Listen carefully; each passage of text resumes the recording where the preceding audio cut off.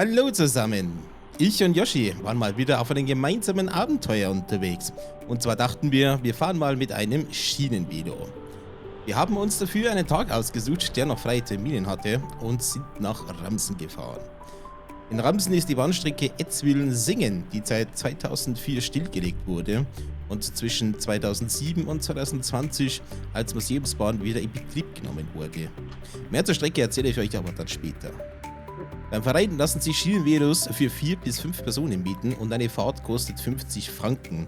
Dabei sei gesagt, das ist pro Schienenvelo und nicht pro Person. Es gibt dabei 2 Varianten, die man machen kann. Entweder man fährt von Ramsen nach Hemmishofen, was der nächste Bahnhof von Ramsen aus ist, oder man macht die große Tour, die noch über die Rheinbrücke geht. Letztere haben wir gemacht und das dauerte ca. 90 Minuten. Im Bahnhof Ramsen haben wir uns vor der Abfahrt noch etwas umgesehen. Dort gab es allerlei interessantes Rollmaterial zu sehen, wie zum Beispiel diese RE44, die dort vermutlich schon etwas länger abgestellt stand. Direkt dahinter steht der Triebwagen SBB DM24 1692, der dort 2020 abgestellt wurde. Dieser ehemalige RM-Hilfwagen war zuletzt auch auf dieser Strecke hier zum Einsatz. Im Bahnhof selbst waren noch diverseste Güterwagen abgestellt und in unterschiedlichen Zuständen. Von denen werden wir später noch mehr sehen. Das Bahnhofsgebäude, das wir hier übrigens sehen, ist nicht das ursprüngliche Bahnhofsgebäude. Das ursprüngliche Gebäude ist 2001 abgebrannt und den Bau, den wir heute sehen, ist der alte Güterschuppen von Hengart. Nach einem kurzen Briefing und Einweisung ging es auch schon los. Wir waren die einzigsten, die aktuell das Schienenvelo genutzt hatten, wodurch wir die Strecke für uns alleine hatten. Vermutlich ist der Rest nicht gekommen, weil der Wetterbericht für den Tag eigentlich Regen vorhergesagt hatte und dieser sollte uns auch später noch einholen. Es gibt direkt nach der Ausfahrt vom Bahnhof Ramsen einen kleinen Bahnübergang, auf den man achten muss mit dem Schienenvelo. Ansonsten kann man eigentlich ungestört auf der weitestgehend flachen Strecke fahren. Schienenvelo an sich lässt sich eigentlich sehr leicht fahren, also man kann das wirklich mit einem Finger anstupsen und es bewegt sich entsprechend. Aber wenn man keine Kondition hat, merkt man das Fahren trotzdem recht schnell. Ich spreche da aus Erfahrung. Oh, das werde ich heute Abend merken. Während wir hier jetzt zum nächsten Bahnhof radeln, erzähle ich euch etwas nun über die Bahnstrecke selbst. Die Strecke wurde am 17. Juli 1875 von der Schweizerischen Nationalbahn SNB eröffnet. Die Bahngesellschaft ging aber dann schon 1878 in den Konkurs, woraufhin die Strecke von der Schweizerischen Nordostbahn NOB übernommen wurde. Ab 1902 gehörte sie zum Streckennetz der SBB. Und die Bahnstrecke gehörte zu den wenigen Strecken der SBB, die nie elektrifiziert waren. Sie war bei der Stilllegung 2004 die letzte nicht elektrifizierte Strecke der SBB. Der Personenverkehr wurde bereits am 31. Mai 1969 eingestellt und danach wurde sie lange Zeit noch von den Zügen der rollenden Landstraße zwischen Lillersingen und Lugano benutzt. Aktuell ist man in der Überlegung, wieder regulären Personenverkehr auf der Strecke anzubieten, da eine Studie aus dem Jahr 2020 ein hohes Nachfragepotenzial ergeben hat. Es gibt hierzu mehrere Vorschläge, wie das neue Konzept aussehen könnte. Stand jetzt steht diese Diskussion aber offen. Neben den Museumsfahrten wird die Strecke unter anderem auch von Stadler genutzt für Testfahrten, wie zum Beispiel 2021 für den Wasserstofftriebwagen Flirt H20 für die USA. Wenn ihr euch hier jetzt mal das Gleis anschaut, dann ist euch sicherlich schon das dritte Gleis aufgefallen. Dieses dritte Gleis wurde von Stadler 2026 eingebaut bzw. befand sich bei unserem Besuch aktuell im Bau und ist für eine 950 mm Teststrecke, um für ein Berggebiet in Italien bestimmte Fahrzeuge zu testen. Diese Fahrten sollen wohl im Laufe des Jahres noch stattfinden. Weitere Informationen dazu habe ich aber leider noch nicht. Nach einer guten Weile sind wir dann langsam beim nächsten Bahnhof angekommen, wo es noch Rollmaterial zum Bestaunen gab. Zu diesem Zeitpunkt kann ich euch sagen, hat der Hintern schon relativ sich bemerkbar gemacht und zusammen mit der fehlenden Kondition waren wir dann doch erstmal froh, dass wir dann Pause machen konnten.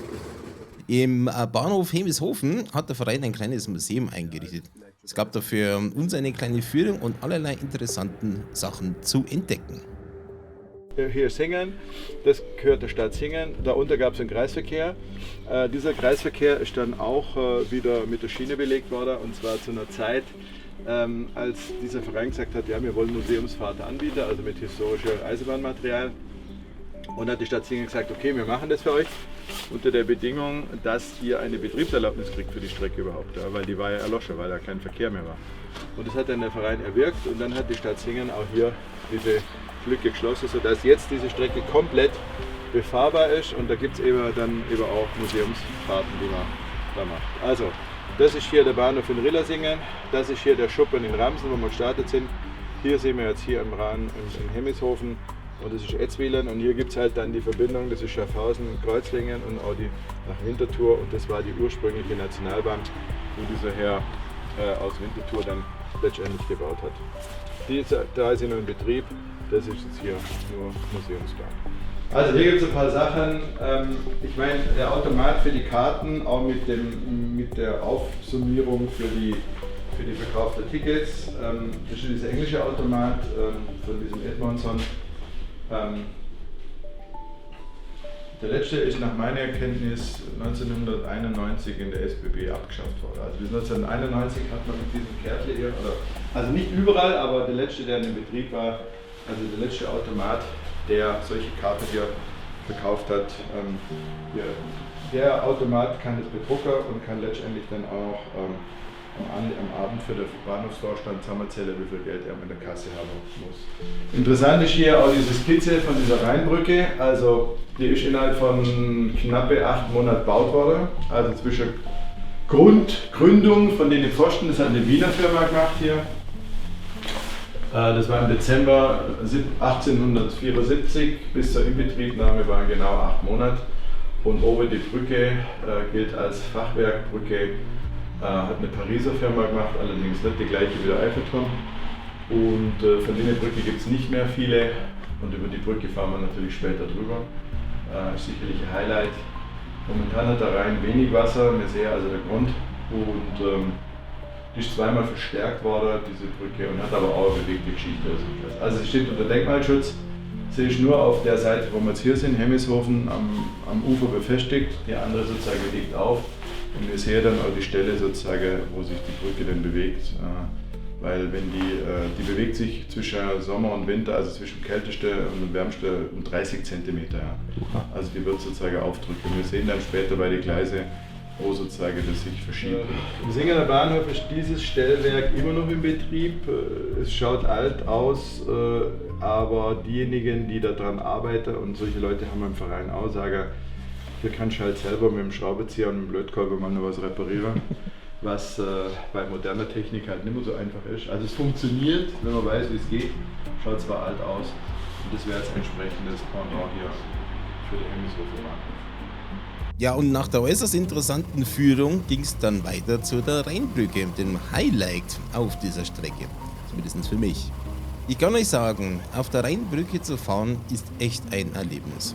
So einen Blick bekommt man halt einfach sonst nicht, hier auf Gleisen zu fahren und hier solo auf der Brücke zu sein, mit richtig tollen Ausblick. Und wir hatten das Glück, dass wir hier komplett allein waren. Der Rest ist nicht aufgetaucht. Nach der Brücke ging es dann zum Wendepunkt, wo es noch eine letzte Steigung gegeben hat. Ich kann euch sagen, die hat ein bisschen wehgetan. Das Schienenvelo per se lässt sich aber eigentlich sehr einfach wenden. In der Mitte befindet sich quasi ein umgekehrter Wagenheber, der das Fahrzeug dann hochhebt. Sobald es dann in der Luft ist, lässt es sich eigentlich relativ leicht drehen, es wird wieder abgesetzt und dann kann die Fahrt auch schon wieder weitergehen. Die Rückfahrt war dann umso angenehmer, nachdem es da jetzt bergab gegangen ist und das Schienenvelo dann von alleine gefahren ist. Kurz vor der Brücke haben wir dann nochmal angehalten und dann gab es da nochmal interessante Infos. Also hier sieht man die Stelle, wo die Brücke nicht am Ufer dran ist. Und hier sieht man sozusagen den Verschiebebereich von bis zu 30 cm, was die über hat.